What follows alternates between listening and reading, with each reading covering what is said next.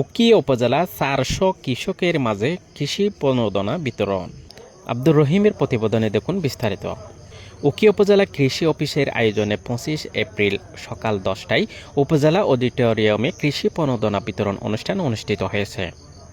উপজেলা নির্বাহী কর্মকর্তার সভাপতিত্বে এবং উপজেলা কৃষি সম্প্রসারণ কর্মকর্তার সঞ্চালনায় এই অনুষ্ঠান সম্পন্ন হয়।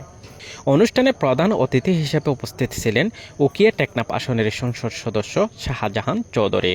এছাড়া উপস্থিত ছিলেন উপজেলা বিএনপির সভাপতি ও সাবেক উপজেলা চেয়ারম্যান সরোয়ার জাহান চৌধুরী, সাধারণ সম্পাদক সুলতান মাহমুদ চৌধুরী, উকিয়া ডিগ্রি কলেজের অধ্যাপক তৌহিদ, উপজেলা স্বাস্থ্য কর্মকর্তা, প্রাণী সম্পদ কর্মকর্তা, বন বিভাগের কর্মকর্তা, মৎস্য কর্মকর্তা, প্রকল্প বাস্তবায়ন কর্মকর্তা, কৃষি পুনর্বাসন কমিটির সদস্য সহ বিভিন্ন দপ্তরের কর্মকর্তা ও স্থানীয় নেতৃবৃন্দ।